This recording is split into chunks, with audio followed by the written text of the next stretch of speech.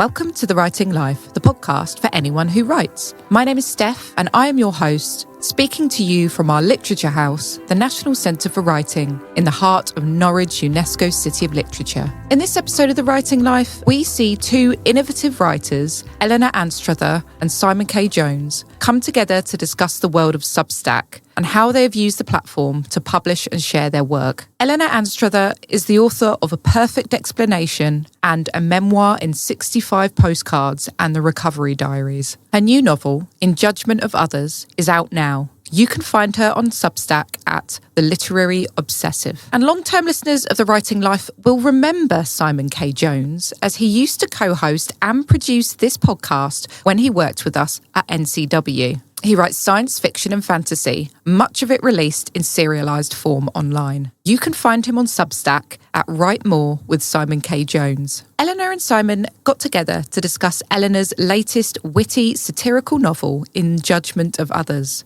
which she released in both serialised form online and in paperback. They also take a deep dive into the benefits of Substack as a means to connect with a community of writers and how the platform can be used to release work, live stream, and build a mailing list. So without further ado, I'm going to hand over to the very capable hands of Simon K. Jones, who returns to the Writing Life podcast to interview Eleanor Anstruther. Hi, Eleanor. Hi, Simon. How are you doing? I am good. It was funny when the National Centre for Writing asked me if I'd be interested in talking to you. I had to then explain to them that actually we already do talk. Talking quite a lot. Quite a bit, yes. I think we were even, when I got the thing from them, we were literally emailing each other at the time. And I was like, hang on a minute, what's going on here? It was really weird. Yes, it was very strange. So that was very nice. It was a very strange coincidence. But that will factor into what we talk about in this episode a little bit, which is this kind of burgeoning new way of communicating and meeting other writers and finding readers and all that kind of stuff. So what I'd like to do with the chat is do it in kind of two halves. So first we'll talk about In Judgement of Others, have a chat about the new book, and then kind of segue into talking about how it came to be and your route towards publishing it in the way you have via Substack and going back the mainstream publishing that you started off on, and kind of your little route that you've gone on there. So in terms of In Judgement of Others, could you give us like the one-line intro to what it is and what it's about? Sure. Well, I mean, the elevator pitch, because it is a single sentence, is it is a dark satire about psychosis in the home counties. So that's its very broad brush. And it is about Tessa, who is bipolar or has bipolar, and a group of her friends who are part of an Amdram production of Blithe Spirit in a market town in the south of England. And she has a psychotic episode as the book opens and is sectioned. And her place is taken by the newest member of the group, Roz, who is a C-list celebrity from London. And it's about which psychoses are hidden and which are obvious, which societally we accept and celebrate and which ones we lock up and shame. Those are the big questions I'm exploring, and I'm exploring it through relationships and an Amdram show in the south of England, which sort of, this was one of the reveals. I'm sure you have this experience as well. As I was writing the book, one of the reveals for me as I was writing it was that Roz takes a copy of the script into Mercury Ward, the high security section where Tessa is. And so the story unfolds with two productions of Blithe Spirit, one in the psychiatric ward and one on the stage in this home counties market town in the south of England. Yeah, and you end up with this situation where you have sort of multiple layers of fiction, because you've got the events that are happening, you've got the Amdram production, you've got the production that's happening on the ward, but then you've also got the sort of fictions that all the characters are telling themselves, which is something you do so well, where you've got what's happening on the surface and then what's actually happening. Yeah, because it was also hand in hand with psychosis, and those we celebrate and those that we shame comes with fantastical thinking and magical thinking. And I really wanted to explore that in terms of the sort of recognized fantastical, magical or psychotic thinking that somebody who is suffering a psychotic episode with bipolar, for instance, Tessa is convinced that the CIA are following her and the police are out to get her. And then the magical thinking of other characters, which isn't so obvious. And I do use, device-wise, I use unreliable witnesses throughout the novel to really explore that occurrence of magical and fantastical thinking. And I invite the readers to go on that sort of belief voyage, who do they believe? Who do they not? Because that invites a kind of self-reflection on their judgment, which is why it's called In Judgement of Others. So, for instance, with one character who we're going along with in her conscious and subconscious, at what point do we understand that what she says is real is just as fantastical, if not more so, than a character who we immediately assume has got magical thinking. So yeah, it is. It's complex. It's multi-layered. And then, of course, you also get the actual productions of Blithe Spirit. So it really, it layers up, and I had a lot of fun with it. And it was a joy as a writer to be handed that layering. Technically, it was quite complicated. I learned a lot in how to do it. Yeah, I imagine in terms of the sort of geography of the narrative, you have to be quite careful not to lose the reader in, which aspect of the storytelling is happening at any particular given time. Yeah, and somebody was asking me the other day about this process where the writer, we know everything. We have a thread where we allow the reader to know certain things at certain times. And we also have threads where we allow the characters to know certain things at certain times. And all of that's a complex little design right there. And I think I've just been rereading rather, a lot of your serialization resources that you've put on Substack. And it's really interesting to me because we're so different. And one of the reasons why when I teach serialization, my number one is finish the damn book, because of that complex multi-layering of the kind of things I'm doing in Judgement of Others. There is no way I could have achieved that if I was writing to the page. It would have been impossible, because there were so many times when I was like, okay, hang on a minute. I'd get to a certain point in a draft and think, okay, hang on, the reader knows this, but the character doesn't know that. But I have to now go back. And so I see it like I'm threading. And sometimes I have to go back and pull an entire thread and re-thread it so that it works well. So yeah, In Judgement of Others was a really good example of that. It was complicated. Yeah, like handling that information load at all points between the characters and the reader. Yeah, and keeping it, because the reader just has to have a good time. It has to be simple enough for them to not get lost, especially when you're serializing. But even actually, if you're just reading it as a novel, because we pick the novel up, we put it down, we go and make lunch, we come back to it a week later, so on. So it had to be simple enough for the reader to follow it, but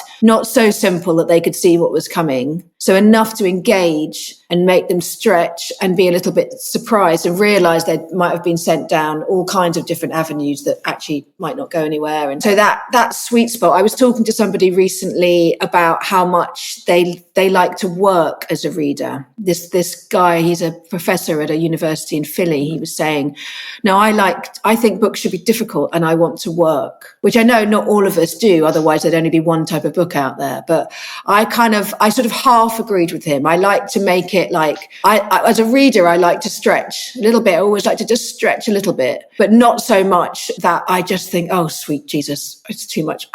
Then I want to go and read Ginny Cooper. So again, it's all about sweet spots, isn't it? There's just a certain little sweet spot. Exactly. And I think you hit a really nice balance, because you do have all this depth and you've got these characters who are in turmoil, but on the surface, they seem quite calm until points when they're not. But despite the complexity of the characters and the seriousness of what some of them are going through, the book remains an entertaining read. You stay on target with, chapter to chapter. It is engaging and frequently extremely funny, tipping over into a sort of tragic funny.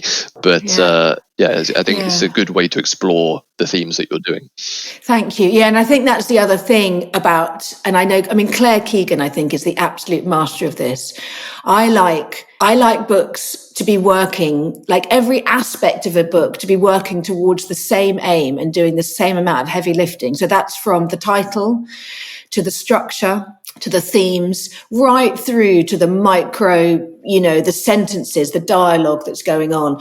So, for instance, the structure of it. So superficially, everything is going along as normal, and underneath, there's all kinds of chaos and complexity happening.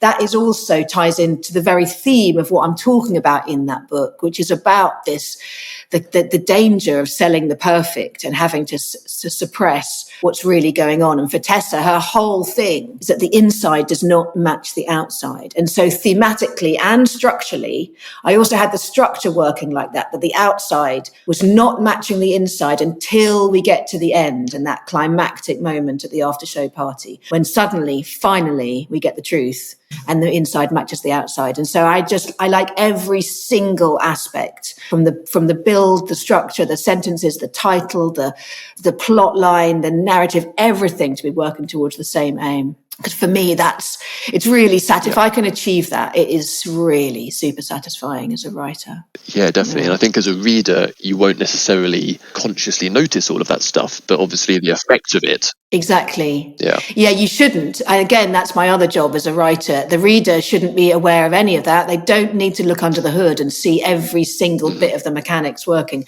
Their experience should simply be that they get a 360 whole body experience. And so when we finally hit the end, I always want my readers to have that feeling, like at the beginning of the book, I've pulled the arrow back. And at some point, which they won't notice, I will have let that arrow fly. And the moment they hit that literally the last word of the novel, that's when the arrow hits the bullseye. And if I can achieve that, and that all they'll know is that they'll just have that feeling when you see an arrow hit a bullseye. And so that is complete. And, that's a really tough thing to achieve. And again, Claire Keegan, for me, I don't know if you've read Foster, but I think that is simply one of the finest pieces of literature. It's very short. Mm-hmm. There's not a wasted word, and every single aspect of that book is doing the heavy lifting towards the same aim. So that's always that's my aim. So when you get to the end of a story and you just want to give the writer a little clap and be like, yes, well done. I'm always terrified of completely missing that target. We all are terrified of it. And also, I hope we'll get to it, our different styles. You're doing something very different, which is like, oh my God. But I always want that feeling. And I get it often when I read other people's work. Like Deirdre Lewis, I always get this with her work. You just get that, feeling when you just hit that last bit, and there's always a sound slightly escapes my body that's just like, oh yes, nailed it. Because I've also read Fallout of yours as well, and something that I find really interesting is, like, with In Judgement of Others, you open on Tessa, and it feels initially like this is going to be Tessa's story and the focus is there, but then you quite quickly expand it out to this ensemble cast of characters. And Fallout does something a little bit similar, where it opens on Bridget and then you meet all these other people, and handling that ensemble cast and the larger cast is, you could tell some of the same story by focusing very much more on a single character. But what is it about ensembles that kind of appeals to you as a writer? Well, I think I'm practicing something. And I always think with each of them, my first book was the same, A Perfect Explanation. That was an ensemble in the sense that it had 3 POVs, and they interchanged and they led, but there was a leading POV. There was a lead. In the first book, it was Enid. In Judgment, it's Tessa, and in Fallout, it's Bridget. So I think of them visually when I think of them, and I see the cast of characters, like in Fallout, Bridget is standing at the front, and then there's the ensemble behind her, even though I think there are, 3 or 4, maybe 5 other actual POVs in Fallout. So I think, when I wrote all 3 of those, like literally first draft, I was just developing them. That's what kind of came up on the page. And I was sort of conscious. I'm always conscious that the art of telling a story through a single protagonist's point of view is a much higher, more technical art. And it's something I'm always reaching for. And I always think of A Portrait of a Lady, for instance, told entirely through Isabel Archer, or she is our lead, and he just stays with her all the way through. And it's something I'm really always aiming at. But I think getting towards that, like technically just learning how to do that, the ensembles that I've written to date are my learning steps towards that. Because on the one hand, ensembles are a little bit easier. And I think you've touched on this using different examples. But for instance, let's say I'm in Tessa's head and I'm working Tessa and she's telling the story. There's quite a lot of lava. It gets quite hot in there when you're just working with one, to keep eyeballs, keep tension, keep focus, keep depth, keep movement, all of that stuff. That's quite complicated. And if you can just take a breather and go and jump into somebody else, or as you said, a dragon can walk in the room suddenly, do you know what I mean? And just break that tension as the writer. just give yourself a little break and move over into someone else's, it is a lot easier. So I see my first 3 novels as I'm making life a little bit easier for myself. Honestly, I think that's part of the reason why I'm drawn to them, because I'm cutting my teeth, I'm learning how to do this, and ensemble pieces are easier. Also, sort of give myself a break from that slight criticism. I think that writing ensemble pieces is a really interesting way of seeing the same situation from 3 or 4 different sides and really getting into the bones and under the hood of that and developing a kind of empathic novel. One of the bits of feedback that I really love receiving, that I've received quite a few times for all 3 novels, is that I don't lead the witness in terms of telling you how to feel or think. And I think having ensemble pieces is a really good exercise in that, because they're all just literally points of view. And if you and I were to tell the story of this, what we're doing right now, this conversation, next week to somebody else, we would tell it slightly differently, and they're both true. So I really love exploring that as well. So I think it certainly won't be the last ensemble piece. The novel I'm working on right now is leaning more towards the Isabel Archer single protagonist. I'm really, really trying to do a lot of things that Henry James perfects. So it'll be less ensemble-y, but I still, as in there will just be one point of view, but I still find casts of characters jump up, and they're always, to me, like they all could have their own story, every single one of them. Yeah, because they're all real people to me, and they are just real. No, I think you're doing yourself a slight disservice by ranking single protagonists against ensembles, because, like we've been talking about, the amount of information you have to keep track of in an ensemble piece, and like who knows what and who doesn't know this, and have they told this person, and what's that is pretty complex just from a detail perspective, and then converting that into something that's a compelling story at the same time, it's not trivial. Yes, sure. All right, yes, thank you, thanks for saying that.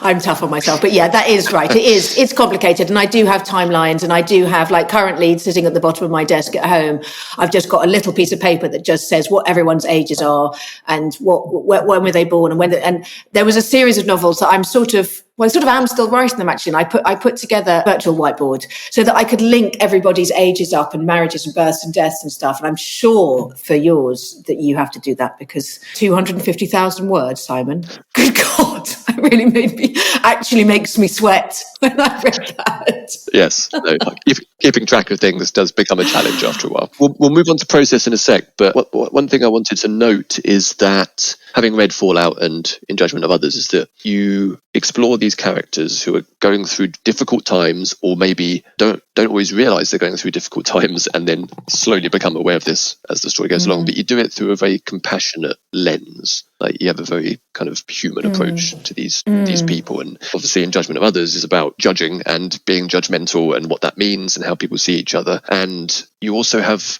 kind of off-screen characters which you're a bit more scathing about, like the off-screen husbands and exes and people that the characters talk about, but it's like they don't even deserve any page time. Your focus is very much on the characters for whom you have compassion and sympathy. And I suppose, like, is that a conscious decision, the way you approach that?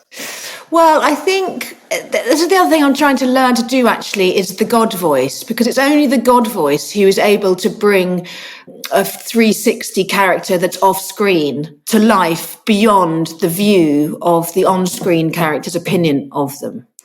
So in Judgment, I occasionally flirted with the God voice. I know there are moments, like I said, mothers all over West Sussex were making supper. There's a line like that. That's the God voice.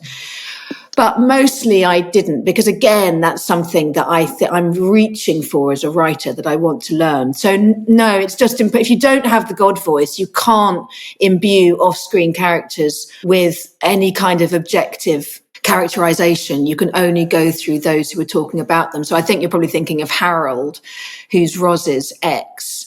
And we only hear about Harold through Roz's eyes. And it's only later on, when we get a bit more about him through Peter and Diane, that he fills out a little bit, or through his daughters a little bit. But I mean, I have degrees, and I'm sure this is just a standard. I would think it's just a standard writing technique. You've got your central characters who you're seeing unconscious, conscious, and from the, close third and so on and out to, God. And then they, you know, and then as you go further out from them, so less central characters, so supporting cast, we'll just spend a little bit less time. I want them to be as filled out. I want them to be as real, but we might not get right down into their subconscious. And then again, we'll go out a little bit further. As you say, they're the on-screens who don't speak. And then they're the off-screens who are literally just through the POVs of those on-screen. So I sort of see it like that. And the ones who are central are the most technicolor. And as I see them in my mind's eye, as they go further and further out, the ones that are off-screen are kind of very faded, kind of ghost-like. And that's just that is a choice, because otherwise we lose focus. I think I'm really concerned and interested in keeping focus for the reader, and always circling around the central themes for each chapter so that we really know where we are. And the reader, it's such a matter of trust, I think, for readers. They've got to trust us that we know what we're doing. And that's one of the ways I think that I sort of like speak trust, by that constant circling around the central theme for every character. Speed and density, as Donna Tartt says. Mm-hmm. Yeah, it's funny that the idea of that kind of off-screen distant character who you still want to feel like is a real person. It's a bit like in a TV show, if you have like a tiny bit part where someone comes on and says one line and goes off, but they got a really good actor to do that particular bit, because it's still worth it.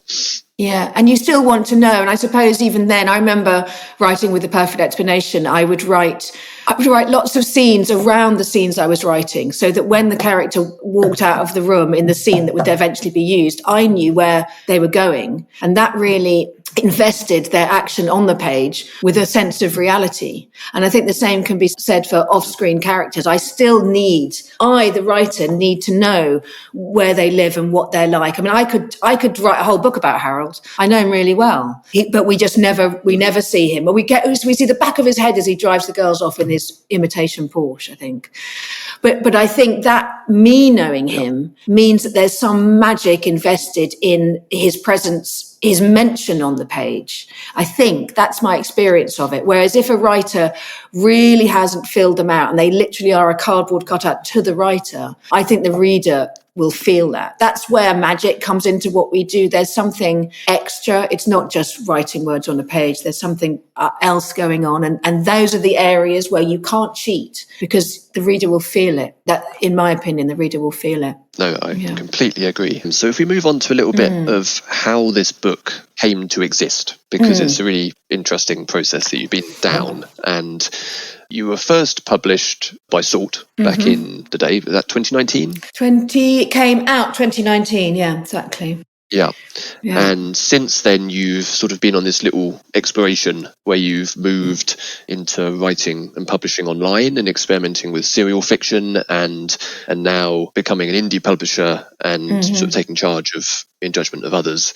And yeah, I mean, that's just a fascinating route that you've ended up doing that. So what sparked you off on that particular direction? Having had that initial book published by an indie press, what then happened? What happened was that while we were on submission for that book, my agent said, go away and write something else, so you not thinking about it, because it's all so tense. And I wrote In Judgement of Others. And then Salt picked up A Perfect Explanation, and that was all great. And once I'd been around the merry-go-round of that and had lots of fun, I also finished what I thought was the finished article of In Judgement of Others and sent it to my agent. And we fiddled with it and edited it and got it up into shape, and then we submitted it. But for reasons which I think I now understand, we didn't get a deal on it. We couldn't sell it. And I think one of the big reasons why was because it was so different in genre to my first novel. It wasn't historical fiction. It was a very different voice. It was really, actually, now I know that my first novel, my debut, that was the outlier. That was the book on which I cut my teeth. I learned how to write, all the rest of it. Everything I've written since has been this voice, the voice that wrote In Judgement of Others, that wrote Fallout. There's another novel, actually, which is, I can't talk about, but exists and hopefully will exist out there on the bookshelves one day. And then the book I'm writing now. But I think we all understand marketing and publishers and all the rest of it. It was so different. They just couldn't quite get their heads around it. So we didn't get a deal on it. And it sat in a drawer. And I worked on other things. And then eventually I came to Substack, and I just thought about that novel In Judgement of Others and I just thought what a good idea it was. And I knew that I couldn't submit it again. Once you get a decline from a publisher, that's it. You cannot resubmit. Very, very rarely.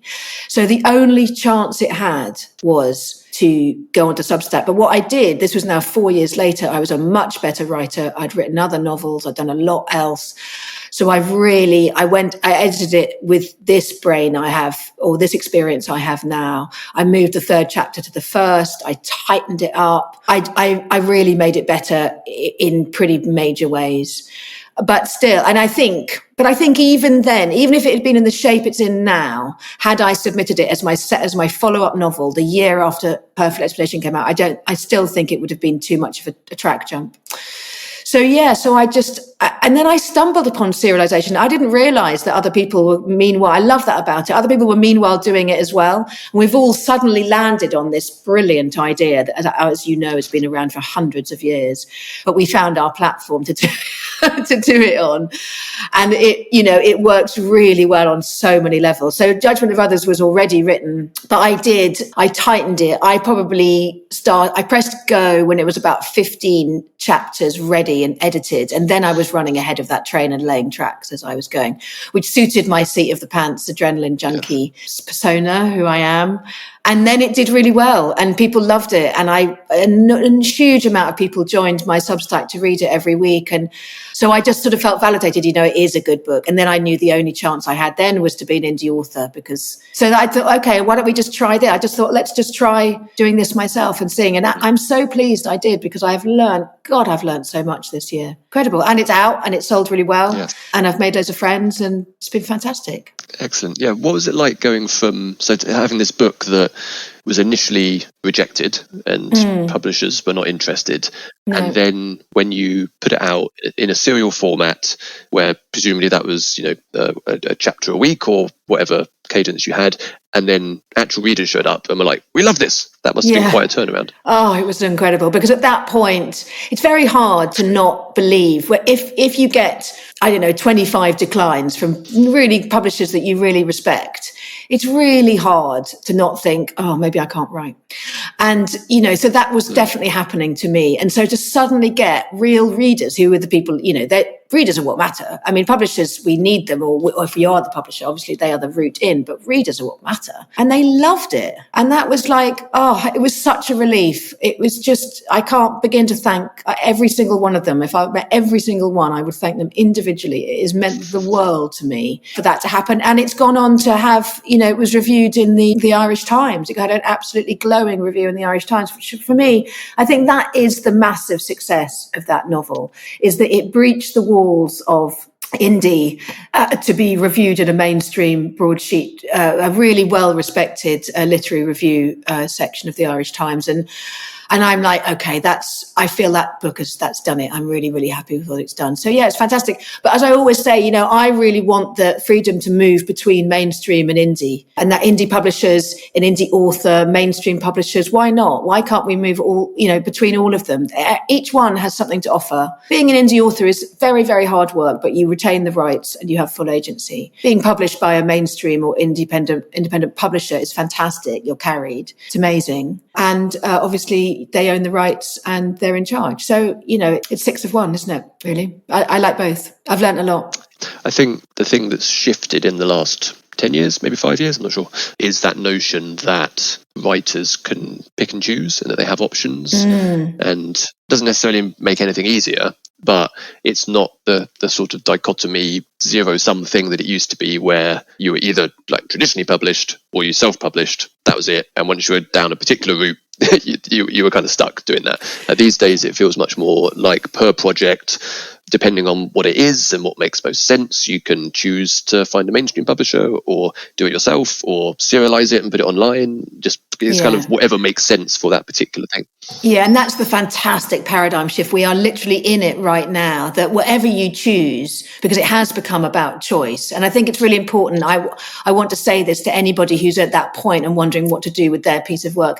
It's a choice. It's not a matter of the mainstream don't want me, so anything else is a sort of failure backstop. That's the mindset to get out of right now. It's about choice. And as you say, Simon, what will suit this particular piece of work best? What avenue will suit this? And obviously you don't have any control over whether if you go for the mainstream, submission route and you don't get a deal, okay, you don't have any choice of that, but it might just mean actually maybe that wasn't the right route for that piece. And actually you'll be better off doing it the other way. But just to get out of that kind of failure shame mode, which is exactly what it was. It was always, back in the day. And even actually as I began this process, if I talk to mainstream publishers and mainstream authors who haven't kind of understood the paradigm shift, they'll be like, who are you published by? I'll say Troubadour. And they'll be like, oh. I'm like, no, you don't understand. It's fucking brilliant. So there's a lot. But attitudes are always the last thing to get on board. So, but the more we do it, but the other thing I've really noticed actually in reading a lot of your work, Simon, because we do occupy very different spaces in fiction.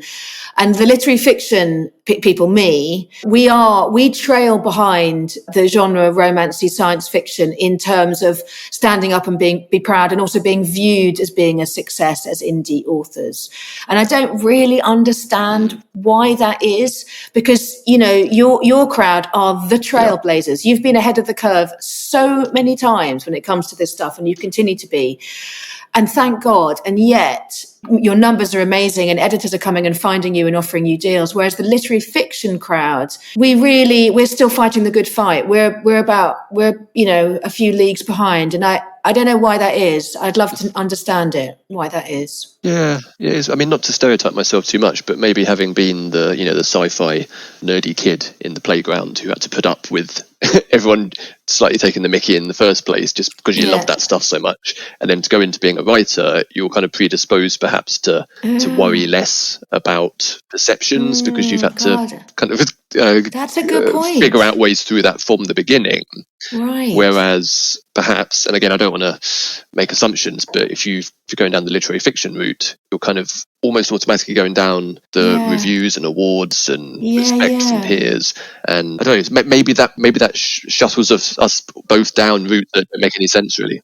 I think that really does. So in other words, in my words, you got used to thinking on your feet right from the get-go. Whereas my crowd, we were sort of, in a way falsely elevated. As it were, literary fiction, and that you can fall for that. Literary fiction is like we're much better and cleverer and our books are more complex than some other genre, which isn't, it's completely wrong to ever categorize in some sort of hierarchy. And yet, of course, that happens. And so if you look at it in terms of hierarchy, false hierarchy, much further to fall. It might be that, if I'm writing stuff that has spaceships and dragons and all sorts of stuff going on in it, then there's a certain type of person that will never respect the writing anyway. So actually the idea of being concerned about self-publishing and the connotations associated with that, it's not a factor. Really. Right, just like, exactly. Yeah, you didn't have to get, whereas it took 4 years for me to go, okay, do you know what? This isn't about I failed and I'm going to scrape my way into something. This is about me going, do you know what? Fuck you all. I'm going to do it myself.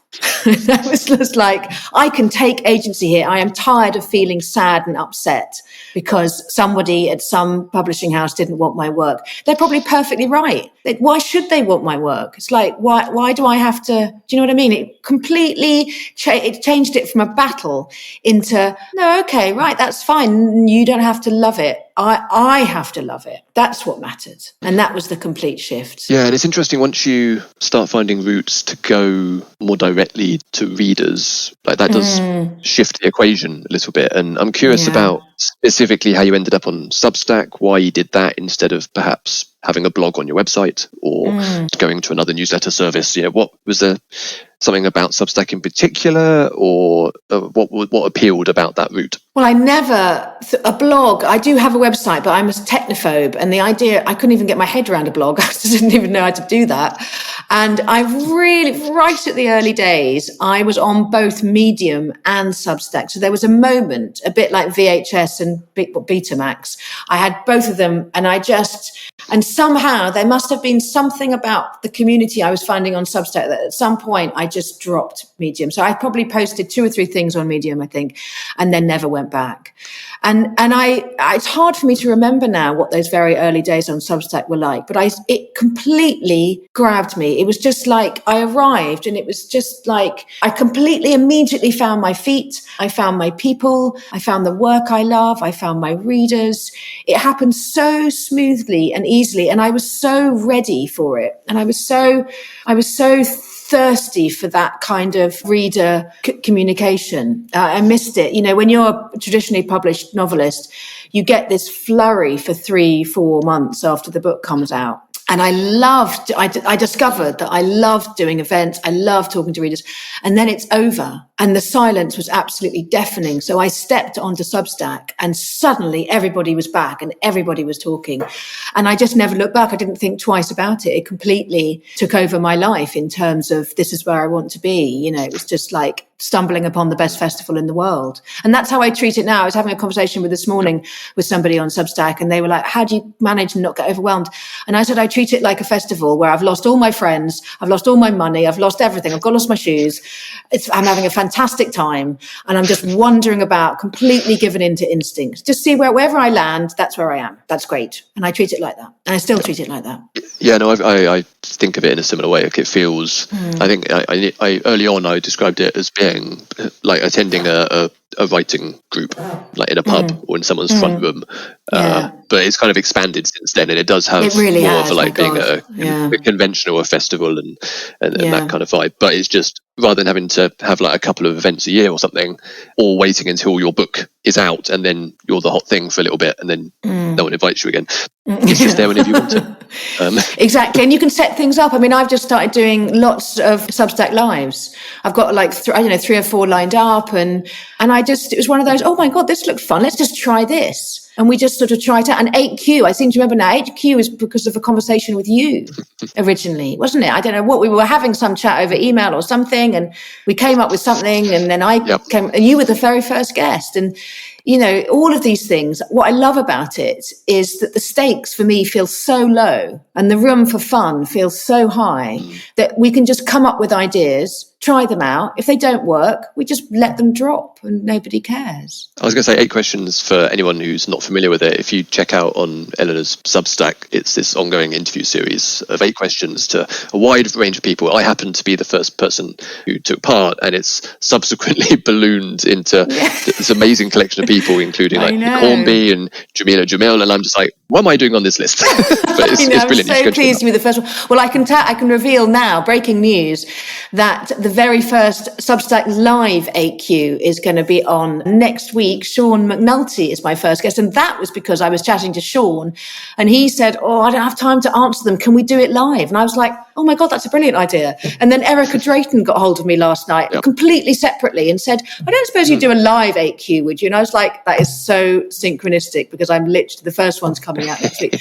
So, you know, suddenly 8Q Live is born, and who knows who'll want to come on that? We'll find out, because it's so easy. It's an hour chit chat. It's like this conversation, as if no one's going to hear it. It doesn't matter who turns up and who doesn't, because as long as I'm having a good time and they're having a good time, then that's it, really, isn't it? It's just fun. Yeah, and I find it's interesting to me that a lot of writers still write in a vacuum, and you know, if that's the way it works for someone, all power to them. That's completely fine. It doesn't work with my brain. I always have loved being connected to readers, and early on when I was serializing on Wattpad, it was just connecting to readers, but since moving to Substack, suddenly you're connected to writers as well, and that's so exciting because you can have these conversations all the time, like you're saying. And I think although it's grown a lot over the last year or two, it still feels like most people haven't really cottoned on to that this is happening, and you've got this incredible community where people can collaborate incredibly easily. You can do instant live stream chats with your favorite authors, or just an author you've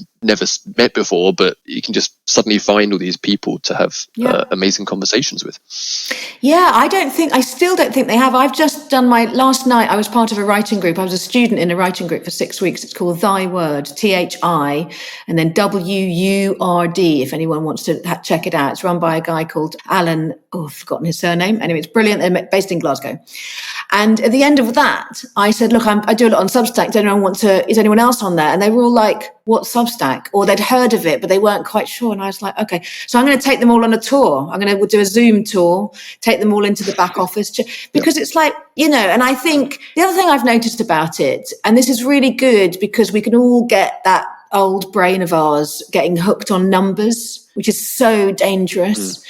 And I've noticed that there's a finite amount there's a sweet spot number where I feel I'm really in contact and in touch. And should it grow above that, which no doubt it will, because these things they grow. That's lovely and everything. But that really beautiful connection and relationship, where you can start chatting and having that bit that makes me really happy. That number is probably quite small. So it sort of serves two prongs now. It's like, great big numbers for selling books because I want to sell lots of books, but there's only a certain amount. I don't need gazillion million because actually it's the talking and connection with people that I really love. So and I would love any writers out there who are not on Substack who would like to be introduced to it. I'm also running Substack live interviews, introducing writers to my crew and to Substack as a way of bringing them onto the platform. So anybody listening to this who's interested in being my guest, please get in touch. You can find me on my website or Substack or Instagram or anything. Yeah, and I think the critical thing for me as well is that although they've blended in all these kind of social media style features, the core of it is still writer led. So you own your mailing list, you own all your content. So, at the moment, I love Substack. It's amazing. It's this incredible tool set and community. But as we've seen from the last decade, these platforms can go off the rails quite dramatically. But the difference with this one is that if that does happen, yes, it would be a pain in the ass, but you can just take your stuff and go somewhere else. It's the first time that as creators we've had that kind of foundation, I suppose. That foundation, exactly. What we build, we keep. And that, to me, is the absolute golden ticket of Substack. It's extraordinary. And that other bit, just to pursue that point, the joy of talking to other writers like you and I, we could have spent the last hour getting really technical, like much more technical than we've been around writing, which to me would be a joyous hour as well. And we can do that. We could hold a Substack live, you and I, and just be like fascinated in each other. And in fact, I'd really love to do this, Simon. So let's do it. Really fascinated in each other's techniques, because you and I are such different writers and we serve such different readers. And I'm really fascinated by how we're both right. Like, we're both right in the way we pursue, we both do it, and we serve these wholly different communities. And I'm fascinated by that. So let's do that. Let's line something up because I want to get real technical. But amazingly, people love, as far as I can understand it, people really love listening to that. Whereas if you tried to make that a big sell, as it were, old school marketing, it'd be like, nobody wants to listen to that. But I think they do. Yeah.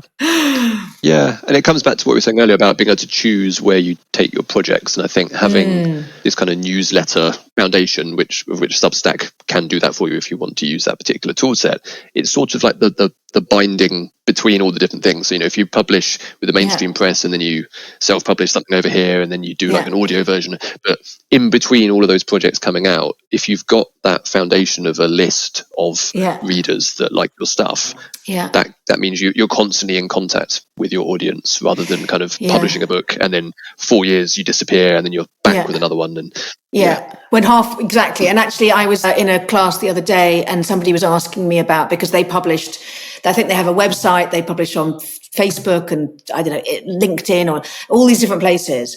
And I said, my strong advice to you is to focus. If you're going to be on Substack, make that your PowerPoint. To publish everything there. And then if you want to cross-pollinate out of there onto different platforms and do stuff, fine. But make that your hub, because I think it works the best. The way that it's built, it works the best if you make Substack your the mothership, and then everything else can roll out outside of that. We could talk about this for like 2 hours, but let's try and do it in 10 minutes. So I'm curious about your process for serialization. So you had a manuscript for In Judgement of Others, which you'd written several years prior, and then that got turned into a serial, and then after that, it's now been turned into a book. A paperback. And how did you go about serializing it, and then how did it then become a paperback? So the serialization, I took the original manuscript that we'd submitted and I didn't get anywhere with. I edited it for serialization. So I knew already then that I wanted chapter lengths about equal. I understood, because then I was laying it out, the kind of beginning, middle, end. It was based on the 3-act structure, which is why I moved the 3rd chapter to the beginning, because I understood suddenly that the structure wasn't quite right. And then I started posting when it was about 15 chapters ready. So I was still only halfway through. So I was editing as I was going. So yeah, I was laying tracks, which is why I'd never do that again. And I also didn't do, even though plots and all the rest of it, there wasn't any continuity problems, but still. But anyway, I didn't do an audio to it either. And I didn't really understand, the kind of imagery, artwork, all that kind of stuff, table of contents, all the stuff I've understood now. So I learnt that as I went along. And then I submitted it to Troubadour, who are a hybrid. So my money, I put the money up front. They do absolutely everything. So they behave as a completely normal publisher, except we reverse the finances. I up front, they don't offer me in advance, but I own the rights, retain the rights. I offered it to them. They said yes. They don't take everything that gets sent to them. They went through all the proofreading, the copy editing, the line edit. They did all the artwork, all the rest of it. It's a 6-month turnaround, which is very quick. That's the other very attractive thing about Troubadour. But we'd actually embargoed it to come out January the 30th because we didn't want to get snarled in Christmas. And then I also got them to produce galleys because I'd already been through the mainstream system. I knew we had to produce galleys, which they'd never done before. So those went out to reviewers and writers so we could got blurbs, stuff like that. And I then hired a marketing team because I knew that that's what, if you've got money and that's where you've got to put your money, you hire a PR company, Riot Communications.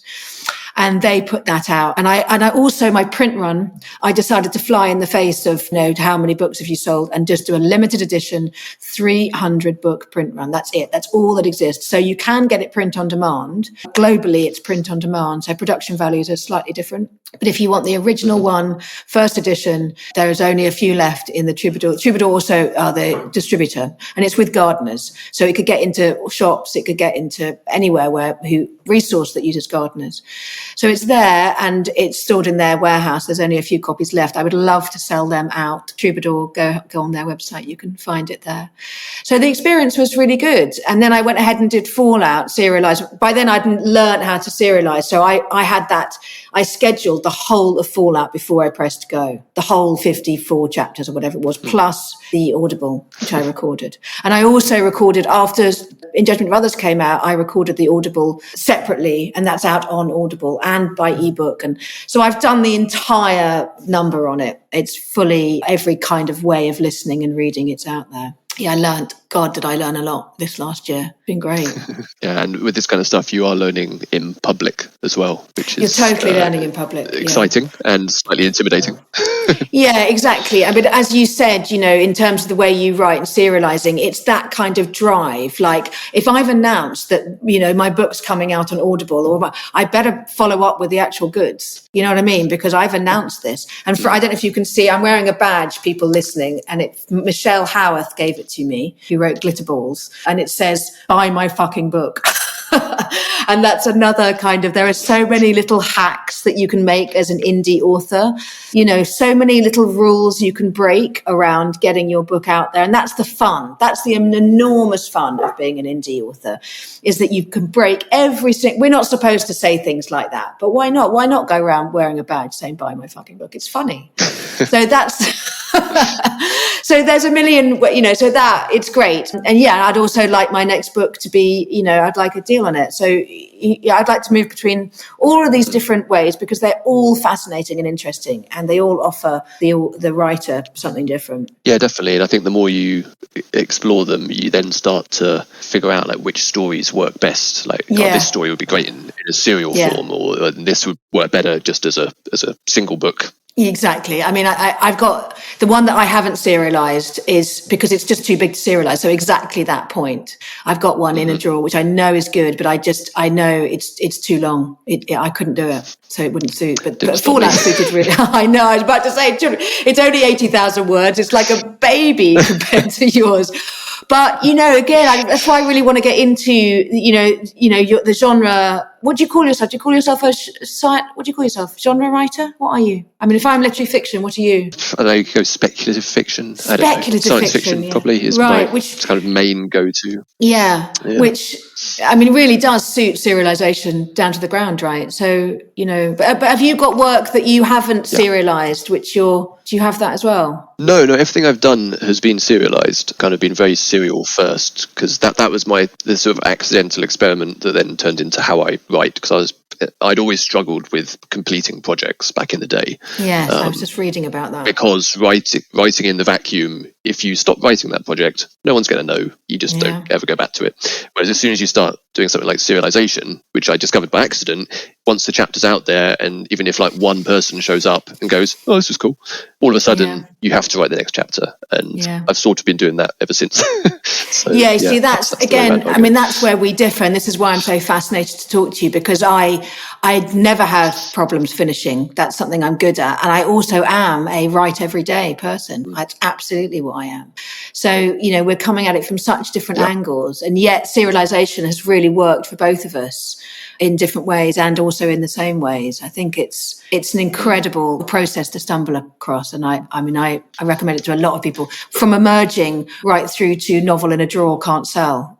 For all of us, it's a great way to get that work out there and to edit it and look at it and make you a better writer and all those things. Yeah, absolutely. I think something that's really exciting about the sort of online writing community, and particularly on Substack, because that's where I happen to be, and it just seems to be particularly vibrant there, but it's the range of writers, both in terms of how they're writing, how they're publishing, and also what they're writing, that's what makes it really exciting. So, for example, like me writing serialized science fiction, talking to you who writes literary fiction in a very different way, that conversation, I feel like prior to this current sort of online ecosystem, that conversation wouldn't have happened. We'd never have been on the same panel. Yeah, not in a million years. The programmers at a festival or a show or whatever, that wouldn't have happened. They wouldn't have thought of it.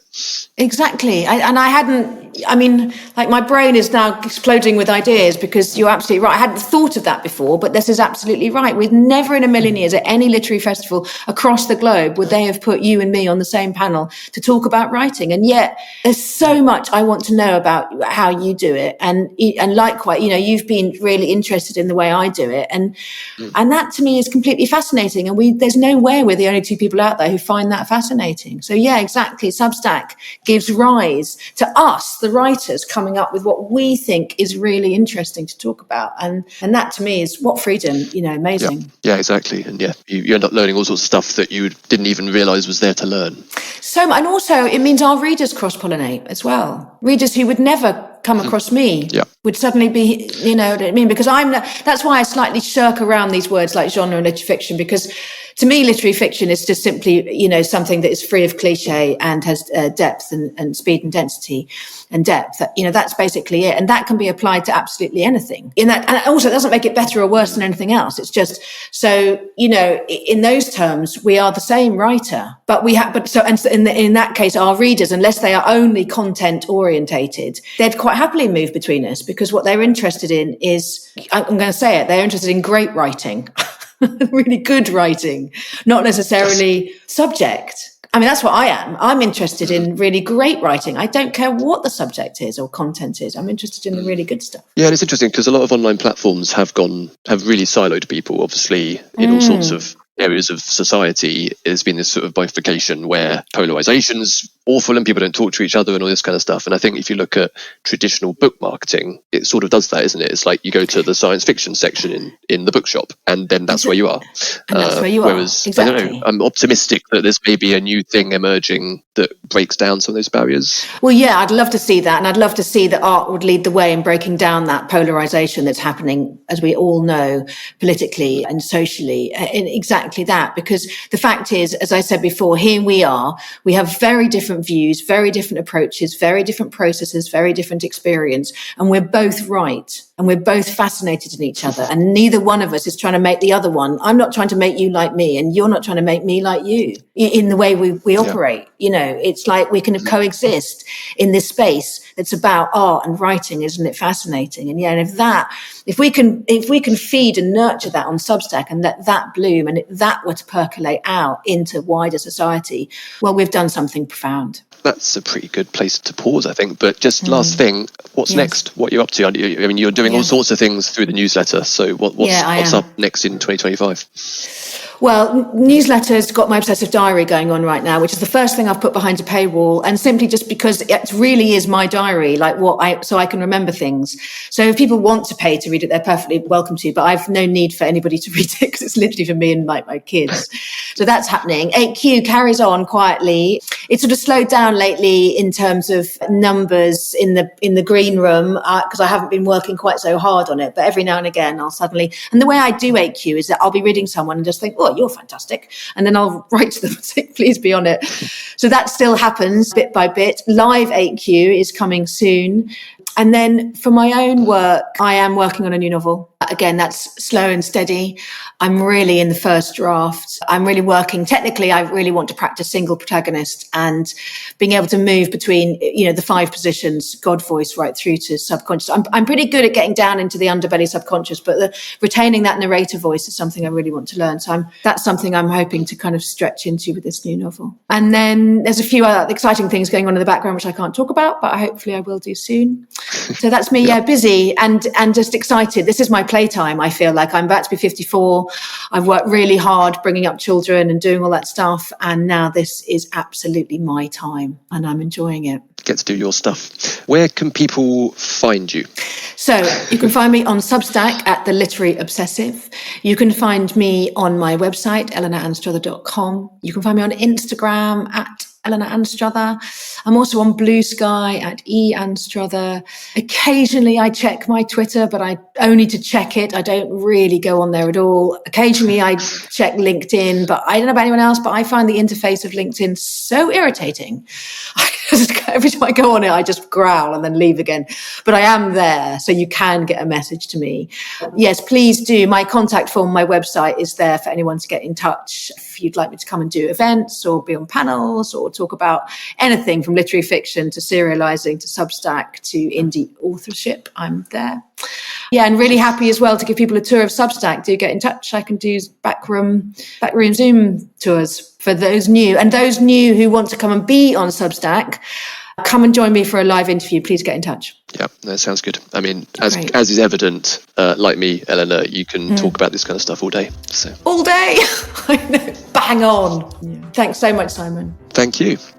A big thank you to Eleanor Anstruther and Simon K. Jones for their time. Don't forget to check out Eleanor's work on Substack at The Literary Obsessive and Simon's work at Write More with Simon K. Jones. Now, before you go, NCW recently announced its latest season of events for the summer and early autumn, which is now available to browse online. We've got flagship events with David Nichols, Jackie Kay and Mariana Enriquez, as well as panel discussions, live poetry, words and music, book quizzes, family activities, and much more. We've also revealed our NCW Academy programme of workshops, courses, mentoring and resources, taking place both online and in person. Make sure you head over to nationalcentreforwriting.org.uk and click What's On to find out more. And if you live nearby, you can also pick up a copy of our brochure from local shops, libraries and venues. If you have any questions or you would like to get in touch, you can find us at Writers Centre on Blue Sky and Instagram. We're on Facebook and you can sign up to the NCW newsletter at nationalcentreforwriting.org.uk. As a UK registered charity, we rely on the generosity of our supporters to make our work possible. You can make a donation on the website by going to the Support Us page. If you enjoyed what you heard today, please do consider subscribing to the podcast and leaving us a 5-star rating and a review, as this helps other writers to find us. Thanks again, keep writing, and I'll catch you on the next episode.